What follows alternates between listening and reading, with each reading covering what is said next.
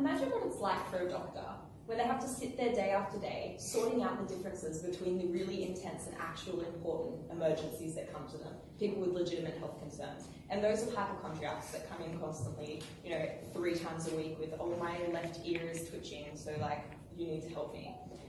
This is the issue that really sparks what Psychotherapy wants to talk about a lot today, and that is that doctors should be allowed to prescribe placebos. So I'll outline what we mean by that in the first part of our model. I'm going to go on to explain it and then show you guys the second part of our model. So let's have a look at doctors can prescribe placebos specifically. We would like to extend the definition of doctors to anyone with a PhD.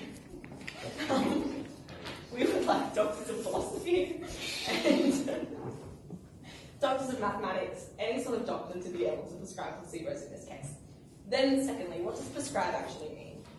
We're talking about allowing these doctors to specifically give patients this. This eliminates financial prescriptions, things like that, and any financial barriers that people might have to these medications because the doctors would directly give them out. And lastly, placebos themselves. We want to extend the definition of placebos to actually anything, even if it's not, anything that's not medically defined, not medically tested to be a specific response to something. For example, your doctor could prescribe you a birthday cake, even though it doesn't have any medical validity, that it would be effective if the doctor just says, oh yes, this is a magic birthday cake with special properties to it. Okay, so why do we think that this is a better world? 4 main points on this. The first is hypochondriacs, as I've outlined. This is a huge problem for doctors and gets in the way of doctors being able to provide the most adequate care to the people who truly need them. So in our world, doctors would have someone coming to them saying, my left ear is twitching, what do I do? They can quickly send them out the door with a placebo prescription. There you go, it's over and done with, and they can spend more time on the cases that actually are important and that they actually need to spend more time on. The waiting lines for doctor surgeries these days can be so extensive and it can be so hard to get in to see a doctor. So we believe this would completely eliminate that process as only the most important cases would have the most time taken up for them.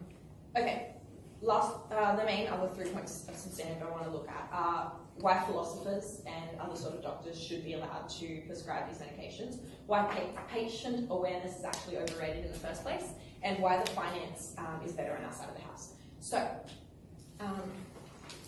we believe that philosophers, if you have a PhD and you've studied for that long and you understand what weird terms like the human condition actually mean, then we think that you're qualified to be able to understand what a human actually means. So we believe that philosophers and doctors of mathematics and all areas of doctorate, even those that aren't medical specifically, are important to be addressed. This would allow things like mental health to be addressed and issues of existentialism to be addressed, because even philosophers would be allowed to prescribe things or to be allowed to have their input into someone's health. It would also allow doctors to prescribe things for things like, I prescribe you this thinking exercise and that would help you solve a maths problem that you had. So this would extend beyond the medical definition of doctors and the medical definition of placebos and look specifically at things that would be able to help people in all aspects of their life. So, patient awareness and why it's overrated.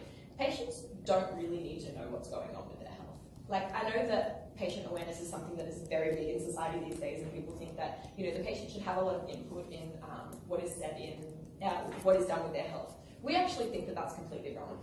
Patients, the average individual doesn't have a PhD. They don't know what's in their best interests, similar to the reason that we don't allow any person to be able to come up and become a lawyer for someone. We don't allow just random people to take on that responsibility of being a lawyer. If you have been trained and you have the knowledge and you know what is in someone's best interest better than that person individually can, then we think you should have an input. And so that's why, even on top of this, not only is patient awareness overrated, it's actually really problematic. Patient participation in the medical process can actually skew the doctor's perspective, or it can try and persuade the doctor to go one way or another.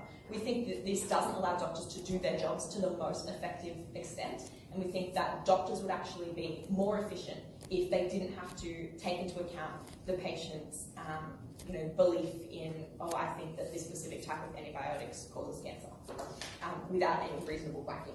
And that brings us on to what I want to talk about in the second part of our model. We, over at Side Affirmative, believe in a society where every individual should be forced to take a pill every morning. This pill would be a placebo for most people, but for others who require medication, this pill would have the required dose added to it without patient awareness. We think that this would be... Stop laughing at me, you're an adage.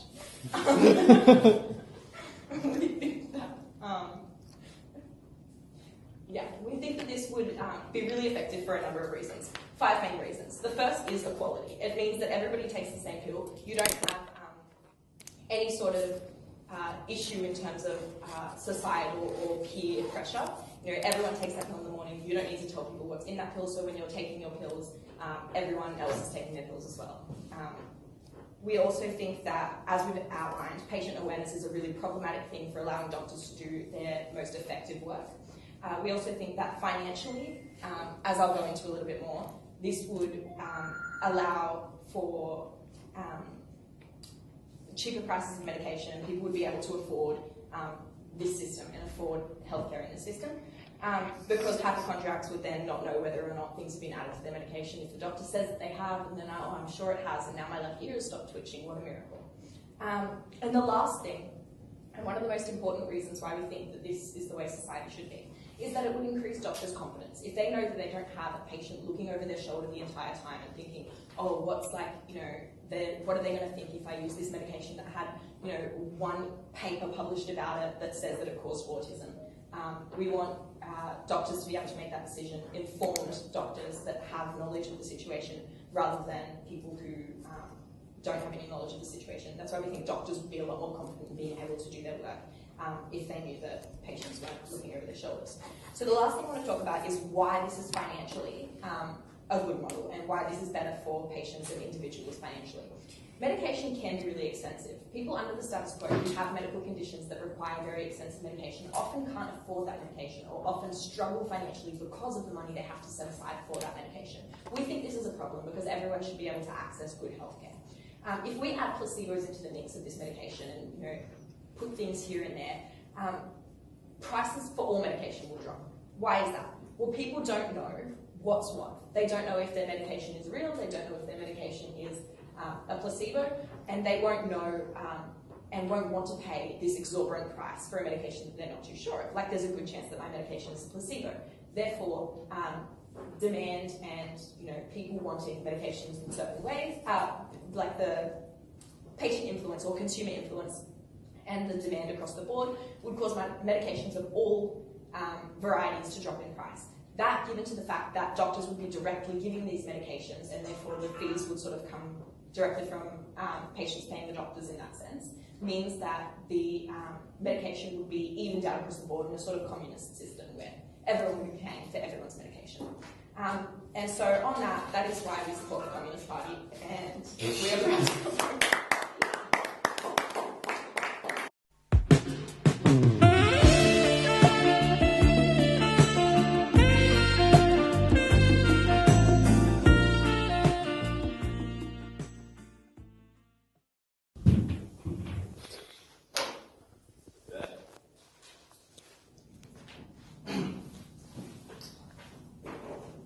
I reckon it's probably been since the dawn of the modern era, which, by the way, was probably about 500 years ago, we have managed to, in the English language at least, refer to the state of consciousness that we have at the moment as the human condition.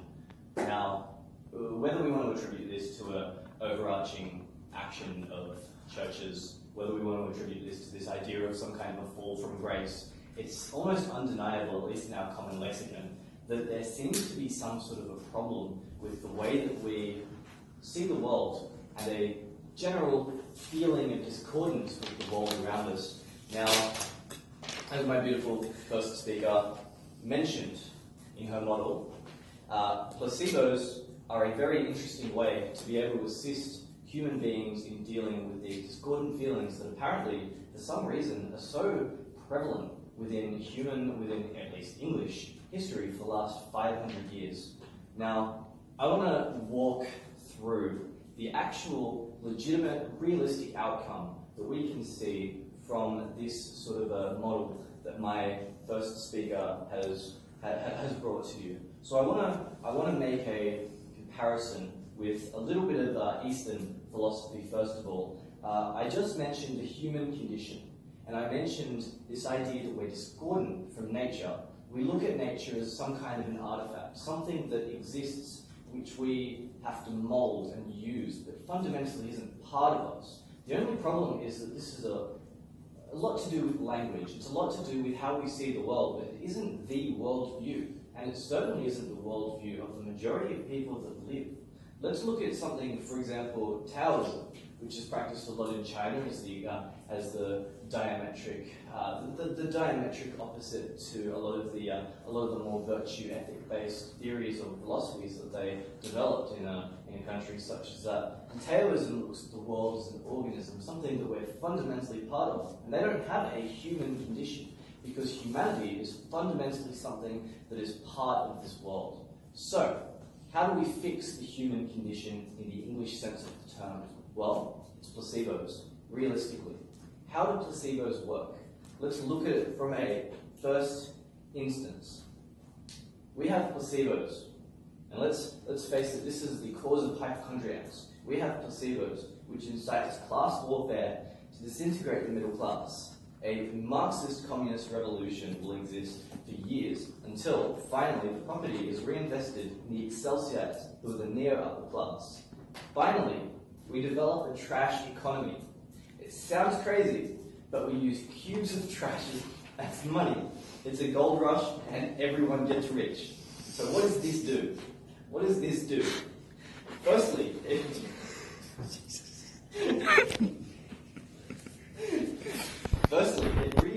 reintegrates professional sports. It reintegrates professional sports into a society. So there's no need for celebrities, as everybody is rich. Players are infinitely expendable. New societies are created, which focus on what team you go for, and there's social harmony, finally. And this is probably going to last for about 50 years. Next, we have the CIA globalists. They finally come out and say that this has been there all along. George Orwell was right. But we can love Big Brother. It's cool. The placebo kills keep us from asking too many questions. Margaret Thatcher literally eats her own words. It turns out we do live in a society. All of this is because of hypochondriacs.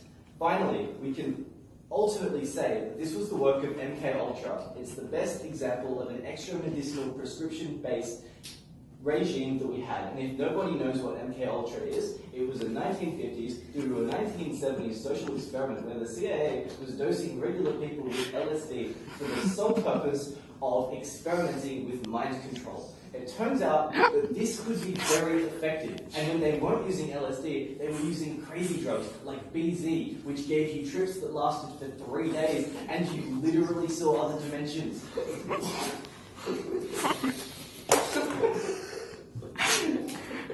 The end result, finally, is that Terence McKenna can come down and reveal himself as the powerful but benevolent God that he is, and we can live under the belief that this system is the system that works. The East and the West can join as one and live under a Taoist harmony, that the world is an organism and we're finally back into it. We've reintegrated with society, and it was actually thanks to the hypochondriacs and the placebo pills that my first speaker mentioned.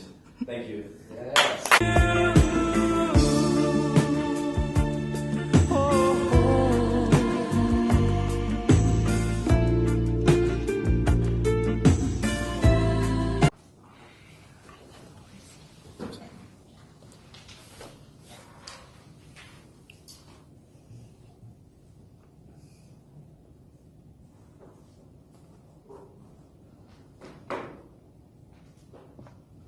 Alright, I'm going to try and do my best to sum up my team's argument. I'd first like to thank the adjudicators and the other teams for being such good sports throughout this. Essentially, I'll go over what my first and second speaker has said and try and rebut some of the points that have been mentioned by the first and second speakers of the opposition.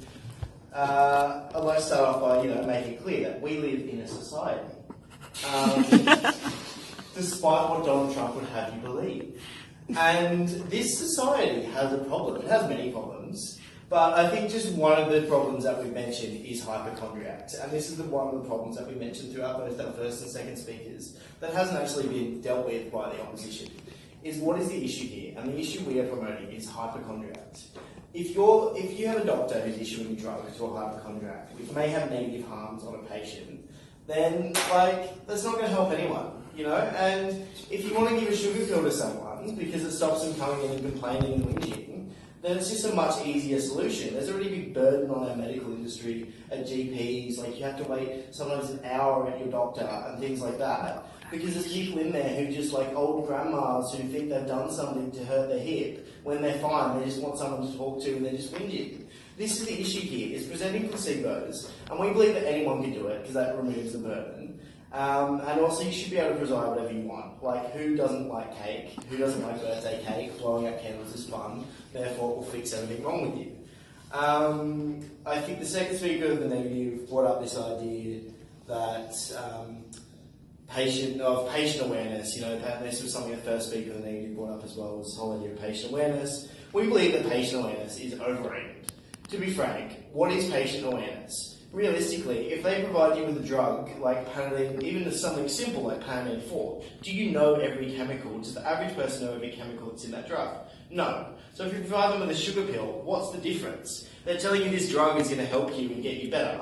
So I don't see what difference that's going to make. Awareness is just so overrated. Patients aren't even aware most of the time what the doctors are giving them. They take it because they trust the person. And this comes back to this idea of trust that the first speaker raised about trusting your doctor and, you know, how can you trust that this person, if it's just anyone with a PhD, how do you trust they're making the best decision for you? I'd like to raise the point of an example of when society trusts people who are unqualified to give them advice, and this is life coaches. Why does someone hire a life coach? Usually someone, maybe they have a degree, maybe they have no degree whatsoever, to help them with an issue that they're not qualified in, because they trust them, they trust their advice, they just want someone's opinion, they want someone else to tell them something to do. So these are a few points that I don't think have been really adequately addressed by the negative team today. I also think that, you know, our second speaker raised some really big issues about we live in a society, and this society has been around for maybe 500 years. Aboriginals have been here for 40,000 years, but it's okay, kind of, I forgive you. They have societies too. And anyway, as Uncle Alan said, where there's a will, there's family. And we live in a society. Placebos are a good thing for society because it reduces hypochondriacs, and everyone likes birthday cake. And we should wrap up so we can get to the fight.